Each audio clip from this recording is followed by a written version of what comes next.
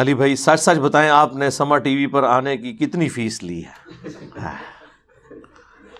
میرے بھائی ہم نے کیوں فیس لینی ہے؟ میرے بھائی ہماری یہ ریکوائرمنٹ ہی نہیں ہے کہ فیس لے کے اس طرح کا کام کیا جائے. دیکھیں سورہ ہود کے اندر تو اسپیسیفکلی، باقی صورتوں کے اندر بھی اللہ تبارک و تعالیٰ نے انبیاء کرام علیہ السلام کے بارے میں یعنی اس چیز کو بار بار ہائی لائٹ کیا. جتنے پیغمبروں کا ذکر آیا ہے نا، اس کے ساتھ اللہ تعالیٰ نے اس بات کو ریپیٹ کیا ہے. حالانکہ ایک دفعہ بھی اللہ تعالیٰ کا بات کر لینا کافی تھا، لیکن ہر پیغمبر کے ساتھ یہ آیت ریپیٹ ہوئی ہے. پہلے 51 نمبر پہ آئی ہے سورہ ہود میں حضرت ہود علیہ السلام کے لیے، پھر بعد میں باقی پیغمبروں کے لیے بھی. یا قوم لا اسألکم علیہ اجرا، اے میری قوم میں اس تبلیغ کے عوض تم سے کوئی معاوضہ طلب نہیں کرتا. ان اجری الا علی الذی فطرنی، میرا اجر تو نہیں ہے مگر اس ہستی کے ذمہ جس نے مجھے پیدا کیا ہے. افلا تعقلون، کیا تم عقل نہیں رکھتے؟ یعنی عقل سے کام لو کہ اگر میں دنیاوی کوئی منفعت نہیں چاہ رہا اس دعوت و تبلیغ کے عوض، اللہ کا تعارف کروانے کے عوض، تو سمجھ لو کہ میں خالصتاً تمہاری آخرت کی فکر میں ہوں. تمہارے جتنے سردار ہیں، قوم کے بڑے ہیں، وہ تو تم سے منفعت چاہتے ہیں، جبکہ پیغمبر یہ کہتے ہیں ہم کوئی منفعت نہیں چاہتے، یہ منفعت اللہ تعالی ہمیں قیامت کے دن عطا فرمائے گا. تو یہ انبیاء کرام کی سنت ہے کہ آپ دعوت و تبلیغ کا کام معاوضے کے بغیر کریں.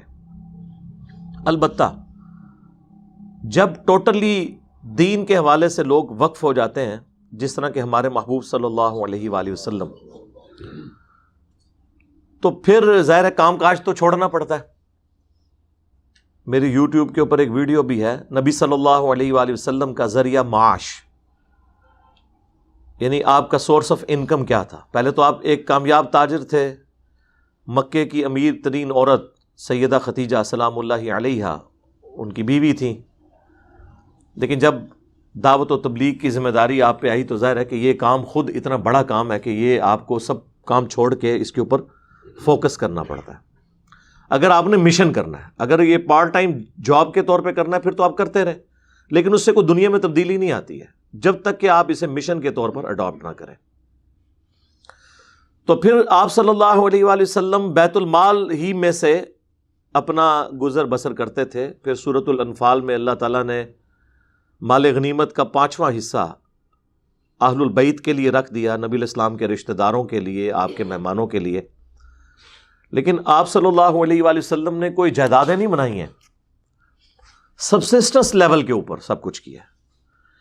یعنی آپ ایک امیر ترین عورت، آپ کے عقد میں ایک ڈائنامک لائف اعلان نبوت سے پہلے، اعلان نبوت کے بعد ہونا تو یہ چاہیے تھا جس طرح کہ یہاں پر ہوتا ہے کہ جب تک کوئی عالم دین یا مذہبی پیشوا اسٹوڈنٹ کے طور پہ ہوتا ہے تو بیچارہ سائیکل پہ ہوتا ہے. جب وہ علیحدہ سے اپنا مدرسہ قائم کر لیتا ہے، کچھ عرصے بعد اس کے نیچے گاڑی بھی آ جاتی ہے، بنگلے بھی بننے شروع ہو جاتے ہیں، ڈرائیور بھی، سیکیورٹی گارڈز بھی رکھ لیتا ہے. نبی الاسلام کے کیس میں ایسا نہیں ہوا. آپ نے جب دعوت و تبلیغ کا کام شروع کیا ہے تو فاقوں پہ نوبت آ گئی، اور یہ فاقے آپ کی وفات تک رہے ہیں. بخاری مسلم دونوں میں حدیث ہے، اللہ کے محبوب صلی اللہ علیہ وآلہ وسلم یہ دعا کیا کرتے تھے، اے اللہ محمد اور آل محمد کو بس اتنا ہی رزق دینا کہ ان کی سانس چلتی رہے، روح اور جسم کا رشتہ برقرار رہے، سبسسٹنس لیول کے اوپر. اور بخاری اور مسلم میں آتا ہے کہ اما عائشہ کہتی ہیں کہ نبی الاسلام کی وفات تک ہماری یہ حالت تھی کہ بعض اوقات 1 مہینہ، بعض اوقات 2، بعض اوقات 3 مہینے تک ہمارے گھر میں چولہا نہیں جلتا تھا، کوئی چیز پکانے کے لیے ہوتی نہیں تھی، اور 2 کالی چیزوں پہ، کھجور اور پانی کے اوپر گزارا ہوتا تھا. کھجور بھی کوئی پیٹیاں نہیں کھجور کی، 2 کھجوریں صبح 2 شام کو، 1 میٹھا پانی کا پیالہ صبح 1 شام کو. ریگستان والے علاقے کے اندر پانی کو لے کے آنا بھی ایک ایشو ہوتا تھا.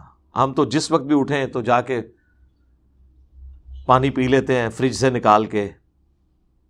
یا بوتلوں میں سٹور کیا ہوتا ہے. اس زمانے میں تو ایسا نہیں ہوتا تھا, مٹکے دور دور سے بھر کے لائے جاتے تھے. ایک پانی کا پیالہ بھی صبح کے وقت مل جائے, ایک شام کے وقت, تو یہ غنیمت ہوتا تھا.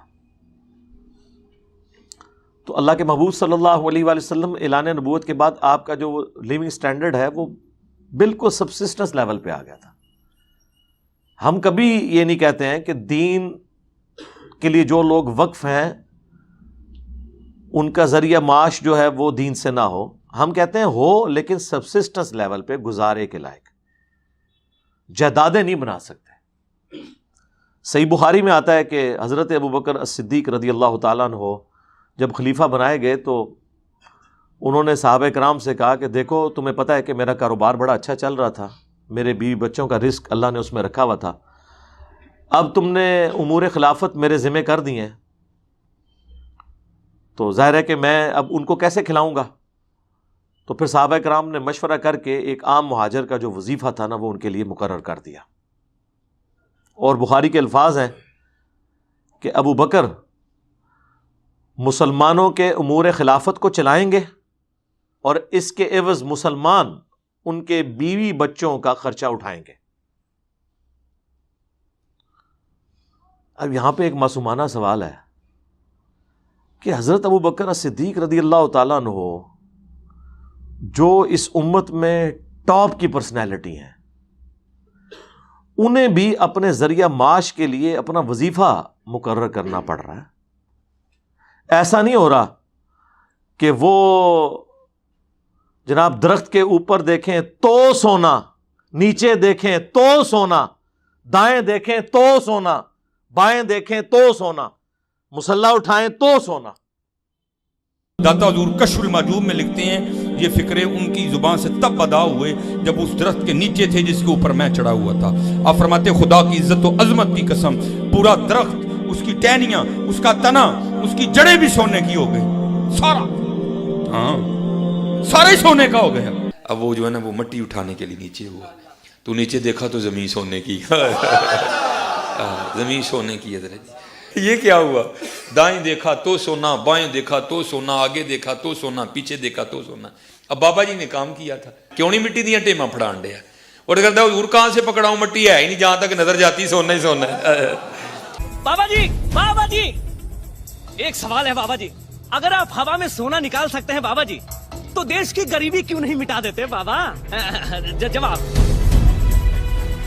بابا جی, جب آپ خود سونا نکال سکتے ہو تو ہم لوگوں سے چندہ کیوں لیتے ہو بابا جی؟ جواب ہری اوم, ہری اوم, ہری اوم. یہ رانگ نمبر ہے. تو پھر ہم یہ کہنے میں حق بجانب ہے نا کہ اگر سیدنا ابو بکر کا یہ سٹیٹس ہے تو تواڈے بابے تے شے ہی کوئی نہیں, تو سونا. اس زمانے میں کوئی ایسی بات ہوتی ہی نہیں تھی, ایک نارمل زندگی تھی. اور میں آپ کو بتاؤں یہ وہ دین ہے جو آپ کافروں کو پیش کر سکتے ہیں. تو سونا تے پیش ہی نہیں کر سکتے تسی. خیر, یہ سبسسٹنس لیول پہ دین سے لینا ہم اسے اس اعتبار سے علماء کے حق میں جائز سمجھتے ہیں, لیکن جدادیں بنانے کو نہیں. تو بات کہاں سے کہاں شروع ہوئی تھی, آپ نے وہ سما ٹی وی والا پوچھا تو مجھے موقع مل جاتا ہے چھکا مارنے کا. تو یہ بھی مجھے ضرورت کوئی نہیں تھی میرے بھائی. ہماری اللہ کا شکر ہے کہ ویورشپ جتنے پاکستان کے مین سٹریم میڈیا چینلز ہیں ان سے زیادہ ہے. ایون ان کے جو ٹاپ کے پروگرام ہیں نا ان کی ویورشپ بھی ہمارے عام چھوٹے جو اسٹوڈنٹس کے چینلز ہیں ان سے بھی کم ہے. آفیشیل کو تو آپ چھوڑ دیں. اور اس میں یہ بھی کلیئر کر دوں, بعض لوگوں نے ہماری تو ہر بات کوئی لوگ پکڑ کے بیٹھے ہوتے ہیں یار, چاہے وہ کوئی شرعی مسئلہ ہو یا نہ ہو, خام خواہ اسے گناہ بنا کے میرے کھاتے میں ڈال دیتے ہیں کہ جی علی بھائی تو کہتے تھے کہ جی ٹی وی چینل پہ میں نے نہیں آنا. میرے بھائی میں نے جو کہا وہ یہ چھڑا, یہ جملہ تو میں نہیں بولتا تھا. میں کیا کہتا تھا؟ میں یہ کیا کہتا تھا کہ ٹی وی چینل پہ آنا حرام ہے؟ نہیں, میں نے یہ کہا تھا کہ ٹی وی چینلز ہماری باتوں کو سینسر کر کے چلاتے ہیں, اس لیے ہمیں کوئی ضرورت نہیں ہے اپنی ادھوری بات پیش کرنے کی, اس سے الٹا ہماری دعوت کی بدنامی ہوگی. تو اس کا مطلب کیا ہے کہ اگر کوئی ٹی وی چینل اس بات کے لیے تیار ہو جائے کہ ہماری بات کو ادھورا کر کے پیش نہ کرے اور جو بات ہم پہنچانا چاہتے ہیں تو ہم تیار ہیں. یہ تو امپلائڈ ہے اس کے اندر. میری وہی ایک شرائط ہے کہ بات سینسر نہ ہو. نمبر 2 عورتوں والا انٹریکشن کوئی نہ ہو. اور نمبر 3 میں اسٹوڈیو میں نہ جاؤں. آپ کو پتہ ہے سیکیورٹی ایشوز ہیں میرے ساتھ. یہ تینوں شرائط انہوں نے پوری کر دی. تو اللہ کا شکر ہے میں نے اس کے لیے ایگری کیا. خیر یہ ان کی بھی ضرورت تھی اس حوالے سے کہ اس مسجد والے ایشو کے اوپر سارے مکاتب فکر کے علماء اب اکٹھے ہو گئے ہیں، کیونکہ انہیں نظر آیا کہ اگلا نمبر ہمارا لگ جانا ہے. تو اپنے مفادات کی خاطر جس طرح پولیٹیشنز اکٹھے ہو جاتے ہیں نا، ایک دن پہلے ہی اپنی تنخواہیں بڑھوا لیتے ہیں پارلیمنٹ کی وہ مدت پوری ہونے سے پہلے. تو مینٹالٹی وہی ہے، آپ دیکھ لیں ان میں بھی وہی ہے. اب ان کو وہ احادیث جو جگہ کو غصب کرنے والی ہیں وہ ساری بھولی ہوئی ہیں اور اپنی مرضی سے باطل تعویلات پیش کر رہے ہیں. تو ایسی صورتحال میں کوئی ایک شخص تو ایسا ہونا چاہیے جو قرآن و سنت کی روشنی میں صحیح بات امت تک پہنچائے، کیونکہ یہ دلیری کا کام ہے. مجھے بتائیں یہ دلیری کسی بریلوی دیوبندی اہل حدیث نے تو نہیں کرنی، کیونکہ لوگ کہیں گے اچھا تیرا بھی فلانا مدرسہ، پھر سانو پتہ ہے کنج بنے آیا ہے. پتہ ہے ان کو آپس میں ایک دوسرے کے بارے میں پتہ ہوتا ہے، اس لیے سارے اکٹھے ہو گئے ہیں. ڈرتے ہیں کہ کل کو ہمارا نمبر نہ لگ جائے. چلیں اللہ کا شکر ہے کل تک تو یہ ایک دوسرے کی مساجد کو یہود و نصارہ کے گرجے کہتے تھے، نماز پڑھنے کو مکروہ تحریمی واجب الاعادہ کہا کرتے تھے. اب اس کے اندر ان کو مسجد کی حرمت یاد آ گئی ہے. ان کی مسجدوں کو تو مسجدیں مانتے ہی نہیں تھے وہ. تو چلے اس شر میں سے ایک خیر یہ تو نکلی. تو مجبوراً اس حوالے سے کسی کو تو دلیری کے ساتھ یہ سٹانس رکھنا تھا. تو انہوں نے مجھ سے رابطہ کیا. اس سے پہلے میری کراچی انسیڈنٹ جو یہ مسجد والا ہے اس کے اوپر میری ویڈیو آلریڈی اپلوڈ ہو چکی تھی، وہ دیکھ چکے تھے. انہوں نے جب مجھ سے رابطہ کیا میں نے کہا جی آپ نے میری ویڈیو دیکھ لیا؟ انہوں نے کہا جی ہم تو کئی سالوں سے آپ کی ویڈیوز دیکھ رہے ہیں. تو میں نے کہا پھر آپ دیکھ لیں، میں نے اس میں اتنا ہارڈ سٹانس لیا ہے تو آپ کا اگر چینل یہ ساری چیزیں چلا سکتا ہے تو پھر میں آتا ہوں، ادروائز مجھے تو آنے کی ضرورت نہیں ہے، تو آپ کی ضرورت ہے. میرے تو اس میں کوئی فائدے والی بات نہیں ہے. انہوں نے کہا جی آپ صرف یہ کریں کہ آپ نے کسی مکتب فکر کا نام نہیں لینا، کسی عالم دین کو بائی نیم مینشن نہیں کرنا، جنرل بات کرنی ہے. اس طرح اگر کسی ریاستی ادارے کا ذکر بھی کرنا ہے تو ایک ریڈ لائن کو عبور نہیں کرنا. میں نے کہا وہ تو ہم پہلے بھی نہیں کرتے ہیں، غلطی تو غلطی ہے، اتنی ہائی لائٹ کر دیتے ہیں. بل اس میں انہوں نے کوئی ایڈیٹنگ نہیں کی ہے. وہ آپ کو پتا لائیو پروگرام آیا تھا، ریئل ٹائم اپلوڈ بھی ہوا، پھر بعد میں کوئی انہوں نے کٹنگ اس میں نہیں کی.